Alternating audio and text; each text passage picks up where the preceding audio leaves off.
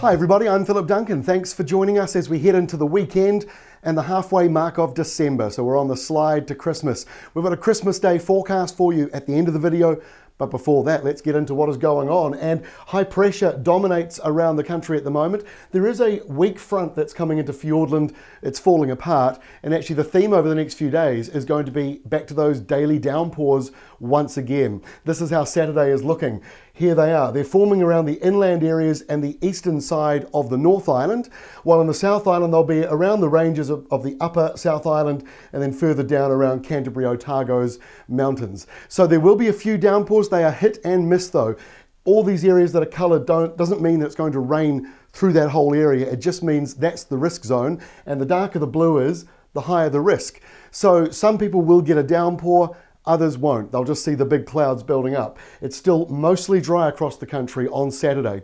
On Sunday, we're back to the same setup, downpours again, this time perhaps a little bit more northern focused around Northland, Auckland area, Waikato perhaps especially, and South Waikato, and then further down towards the mountains and ranges as you head towards the lower North Island. And in the South Island, you've got an area of low pressure. So there will be areas of rain and some downpours as well. It's still hit and miss. Not everyone will get the rain, but some will, and it'll be a bit of a relief, I think, for many of you.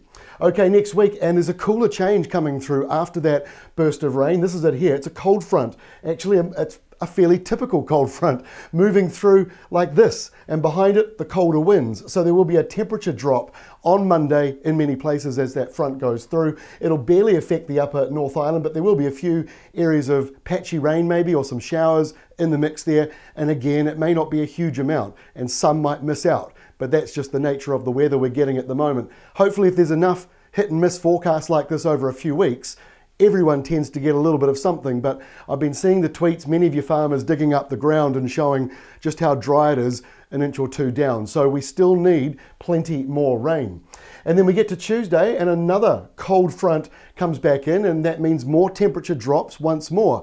So this is why we're saying it's like a spring-like pattern. Bit windy through the South Island's interior, a cold front, kind of miserable daytime temperatures on Tuesday for Southland and coastal Otago, but if you're in the upper North Island, you'll barely feel the temperature change.